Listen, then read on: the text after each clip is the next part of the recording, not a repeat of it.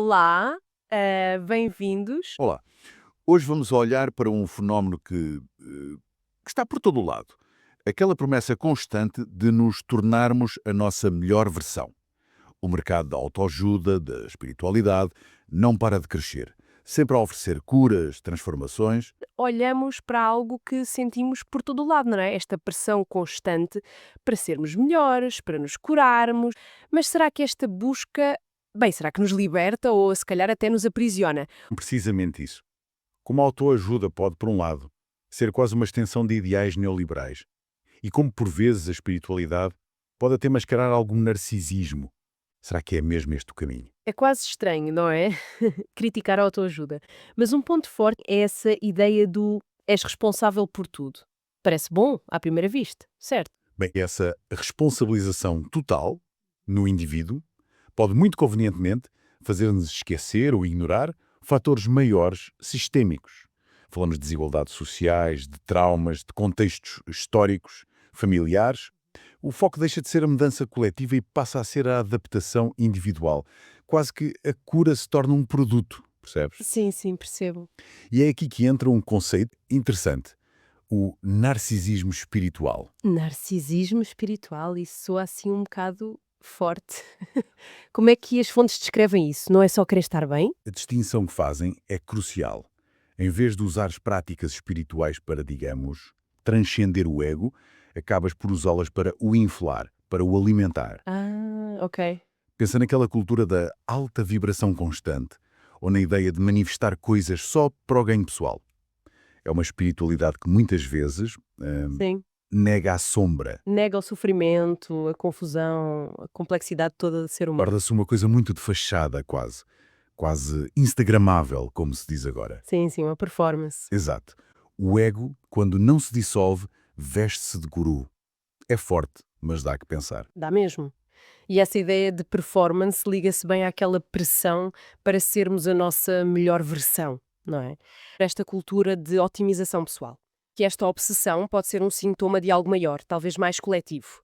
A nossa análise hoje vai tentar explorar isso, os paradoxos, as armadilhas por trás destas promessas que ouvimos tanto. Ok, vamos tentar perceber isto melhor então. Um dos pilares é aquela ideia de que somos os únicos responsáveis pela nossa realidade. Parece muito empoderador, não é? Esta narrativa tão individualista pode muito convenientemente desviar as atenções, desviar de fatores estruturais. Ao colocar o peso todo e muitas vezes a culpa no indivíduo, de questões como a desigualdade social ou traumas que passam de geração em geração, ou mesmo a falta de redes de apoio, fica um bocado na sombra. E a lógica por baixo disto é: se a responsabilidade é só minha, então o sistema à minha volta não precisa de mudar nada. Pois. E depois há toda aquela imagem associada, essa estética super cuidada, instagramável. As fotos perfeitas, as frases feitas, vibra alto, cura a tua energia. Isso levanta logo a questão da autenticidade versus uma espécie de performance, não é? Leva diretamente ao parecer mais evoluído, talvez até para negar partes de nós que achamos menos apresentáveis. O erro, a dúvida, o próprio sofrimento. E essa busca pela melhor versão parece uma meta que está sempre a fugir, não é? Quase como uma competição espiritual disfarçada. Quem é que cura mais depressa? Quem manifesta mais coisas? Soa familiar. Exatamente. O paradoxo é que esta busca sem fim por um eu futuro melhorado pode levar, na verdade, a um profundo abandono do presente. O valor está sempre lá mais à frente, nunca aqui. Que esta abordagem foca demasiado no indivíduo e acaba por ignorar que parte da nossa dor pode ter raízes coletivas ou herdadas. É um bocado como tentar tratar uma planta olhando só para as folhas, não é? Sem ver se o solo onde ela cresce está saudável. Uhum. Mas nem tudo é crítica negativa. O material também aponta para uma mudança de foco. Menos da performance, talvez mais na presença. Nomes como Eckhart Tolle são mencionados como exemplos desta via mais alternativa. Exato. O ponto central que parece emergir destes autores não é tanto melhorar ou otimizar o eu, mas sim questionar a própria fixação nele. A chave parece estar na consciência e numa aceitação mais radical do presente, com tudo o que ele traz. Tolle, por exemplo, foca muito na importância de observar os nossos pensamentos sem nos identificarmos com eles. Sermos a consciência que observa e não o pensamento.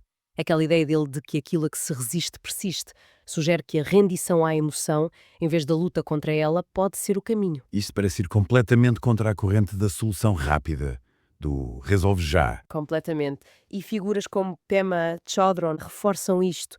Ela fala da prática de permanecer com o desconforto, com as emoções difíceis, mas com ternura, sem aquela urgência de as consertar ou eliminar. É uma abordagem que, claro, desafia a lógica do mercado, porque não vende uma solução fácil ou uma versão futura melhorada. O que propõe é um mergulho corajoso no que já existe aqui e agora. Não é tão comercializável porque, bem, o produto é a própria presença, não é um resultado X ou Y garantido. Fica então bastante clara a tensão central, não é? Por um lado, a pressão cultural para uma otimização constante.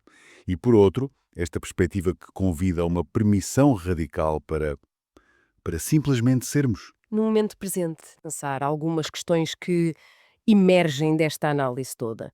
Será que o nosso foco está numa evolução genuína ou se calhar numa fuga subtil daquilo que somos agora? Que partes de nós estamos a tentar curar ou rejeitar, talvez só porque não são socialmente aplaudidas ou instagramáveis? E se a ideia de sermos um projeto em construção constante fosse substituída pela aceitação da nossa suficiência, exatamente como somos agora?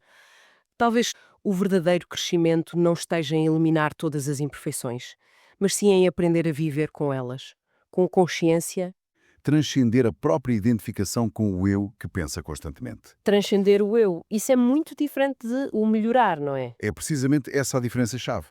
Tolle, por exemplo, diz algo como: tu não és os teus pensamentos, és a consciência que os observa.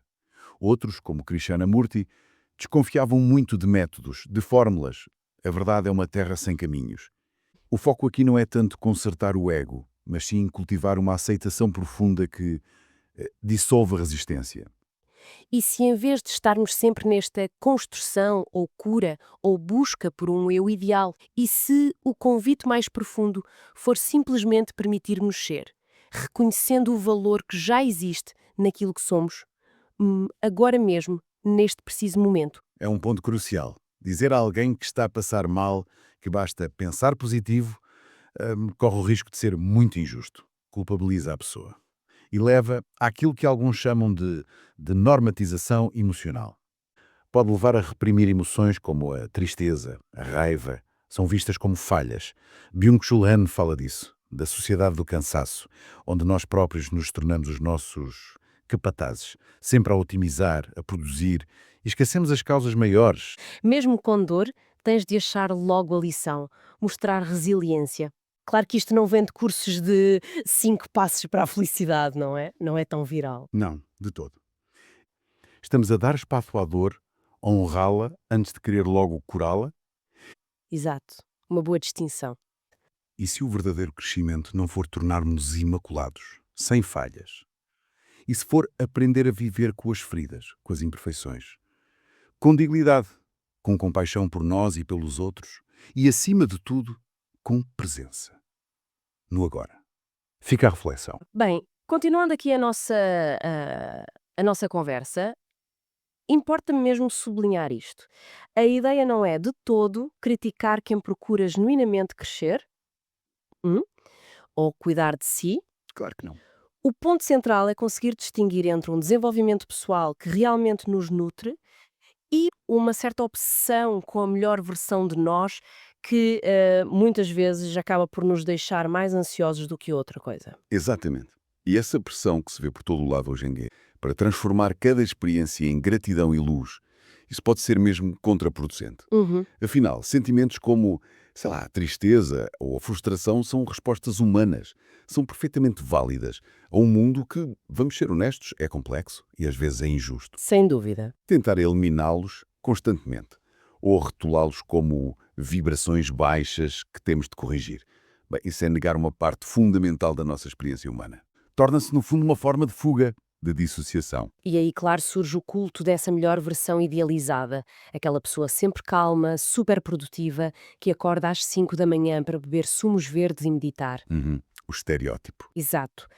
quase não há espaço para simplesmente sentir o desconforto, para admitir, olha, estou a passar por um mau bocado. E claro, isso fomenta a imensa comparação, Experimentar apenas sentar, respirar fundo e observar o que se sente, no corpo, nas emoções, sem julgamento. que não é fácil. Não é nada fácil, mas pode ser libertador.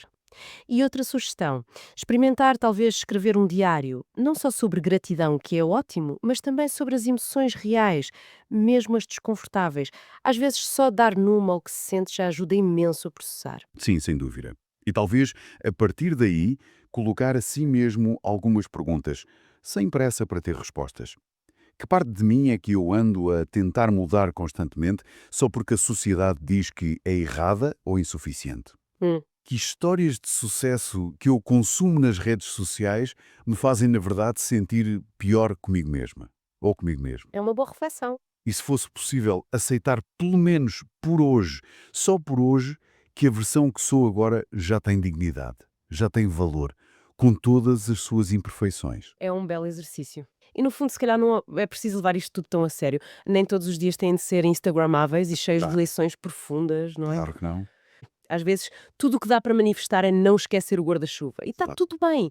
É humano ter dias assim, mais banais ou mais cinzentos. Exatamente. Para quem quiser explorar um pouco mais estas ideias, ficam aquelas referências que fomos falando. A Sociedade do Cansaço, do Byung-Chul Han, sobre esta pressão da performance e da positividade excessiva. Uhum. O Poder do Agora, do Eckhart Tolle, sobre a presença radical no momento. E Quando Tudo se Desfaz, da Pema Chodron, sobre aceitar a imperfeição e a dificuldade com compaixão. E claro, as pesquisas da Brené Brown sobre vulnerabilidade tocam muito nestes temas também. Sim, são ótimas sugestões. Em resumo, a proposta aqui é talvez um olhar mais gentil, menos performativo sobre quem somos hoje. É um convite a aceitar que podemos sentir, duvidar, falhar e que isso faz parte do crescimento, não é um desvio do caminho. Exato. Mas estávamos aqui a pensar nisto da vulnerabilidade e, uau, que tema. Toca mesmo em tudo, não é? Sem dúvida. E olha, as fontes que analisamos trazem ângulos muito, muito ricos. Desde a Brené Brown, claro, que pôs tanta gente a pensar nisto, Sim, incontornável. uhum, até estudos mais específicos sobre profissionais de saúde, por exemplo, e reflexões quase filosóficas, diria. Exato. Então, vamos lá tentar organizar isto. O que é que salta mais à vista como essencial nestes materiais sobre ser vulnerável? E porquê é que, raio, ainda nos custa tanto, mesmo sabendo que é importante? Olha, talvez o primeiro passo seja mesmo desmontar um equívoco gigante. A ideia de que vulnerabilidade é sinónimo de fraqueza. Ah, o clássico, Exatamente. cultural, não é? Então, onde é que as fontes encontram a coragem nisto? Exemplos como, sei lá, pedir ajuda, Sim. dizer não, partilhar uma ideia que ainda não está perfeita, ou até apaixonar-se. Como é que isso se define como coragem? Bem, vulnerabilidade é, na sua essência, incerteza, risco, exposição emocional. Ok. Não é positiva nem negativa em si mesma. Percebes? Hum. É simplesmente a condição de se sentir. E é aí que reside a coragem, no ato de nos expormos apesar do risco. Uhum. E mais, afirmam que é precisamente aí, nesse lugar de vulnerabilidade, que nascem emoções como o amor, a pertença, a alegria, a empatia e até a criatividade. Faz sentido. Quer dizer, explica aquela observação curiosa sobre acharmos a vulnerabilidade tão atraente nos outros. Tipo, uau, coragem. Sim, sim. Mas depois em nós vermos como inadequação. Admiramos a autenticidade lá fora, mas cá dentro temos pavor do julgamento se a mostrarmos. Precisamente. E isso leva-nos direitinhos à importância disto nas relações. Ser vulnerável é o que permite derrubar barreiras, construir intimidade genuína. Sermos nós mesmos. Exato. Permitir que o outro nos veja como somos, de facto. Imagino que na comunicação isso seja absolutamente crucial. Como é que a vulnerabilidade entra aí mais concretamente? Sim, entra de formas muito práticas. Ao admitir, olha, não sei, ou não percebi bem. Ao partilhar uma experiência pessoal relevante, claro, com conta, peso e medida. Claro. Ou ao simplesmente aceitar um erro. Em todas estas situações, estamos a usar a vulnerabilidade para gerar confiança, para gerar empatia. É mostrar humanidade, no fundo. E isso, por sua vez, convida o outro a fazer o mesmo, cria uma ponte. Ok. Mas essa abertura, essa exposição, tem um lado mais sombrio associado, não tem? A tal ligação à vergonha. Aquele sentimento mesmo paralisante de imperfeição, de não sermos dignos de conexão. A investigação da Brown liga diretamente a vergonha a padrões que são bem destrutivos. Ressentimento, medo, agressão, até dependências. A vergonha encolhe-nos, limita-nos. É pesado. É muito pesado. E a proposta dela e de outros é que abraçar a vulnerabilidade, ela chama-lhe a ousadia de aparecer e ser visto, é o caminho para desenvolver resiliência à vergonha e para cultivar emoções mais positivas, como a alegria, a esperança. E isto não se limita só à nossa vida pessoal, pois não. Vimos que o tema surge bastante no contexto do trabalho também. Sem dúvida. Lembras-te daquele estudo focado nos profissionais de saúde em cuidados paliativos? Sim, sim. Realçava as suas necessidades espirituais intensas, muito ligadas a esta vulnerabilidade. A necessidade de serem cuidados eles próprios, de serem ouvidos sem julgamento, de encontrarem sentido perante a finitude, o sofrimento que testemunham todos os dias. É uma vulnerabilidade imensa. Pois, o perigo das culturas de alta performance que se tornam tóxicas. Aquela pressão constante para nunca falhar, para estar sempre ligado. Sim, confundindo exaustão com dedicação. Exato. Isso sufoca completamente a vulnerabilidade e, ironicamente, acaba por prejudicar o desempenho ao longo prazo, não é? Claramente. A verdadeira performance é que é sustentável, precisa de um ambiente de segurança psicológica. Um sítio onde admitir um erro ou pedir ajuda não seja visto como fraqueza, Mas sim como... mas sim como um passo necessário para aprender, para melhorar, para colaborar. Pensa naquele colega que numa reunião importante tem receio de dizer "desculpe, não percebi bem, pode repetir?" Esse medo, essa falta de segurança é um travão gigante à colaboração e à inovação. Ok, entendi. Mas então, qual é o limite? Vulnerabilidade não pode ser andar a despejar a nossa vida toda em cima de qualquer pessoa, como se fosse uma story de Instagram, pois não? Não, de forma alguma. Vulnerabilidade sem discernimento não é coragem. Às vezes é só falta de noção ou até prejudicial. Requer confiança. E a confiança, bem, constrói-se, conquista-se. Partilhar demasiado, demasiado cedo ou com as pessoas erradas, o tal oversharing, pode até minar a confiança. Portanto, é preciso critério. Exatamente. Trata-se de escolher ser autêntico em relações que são significativas, não de uma exposição indiscriminada para todo mundo ver. Uf, é mesmo. É mesmo muita coisa interligada. Resumindo, assim muito rapidamente, parece que aceitar e lidar com a nossa vulnerabilidade é, no fundo, aceitar a nossa própria condição humana, com as fragilidades e as potencialidades todas. É isso mesmo. É essa capacidade de sermos afetados pelo mundo e pelos outros. Há um filósofo, Miguel Seguro, que se refere a isto como afetabilidade. É uma condição existencial. Afetabilidade. Gosto do termo.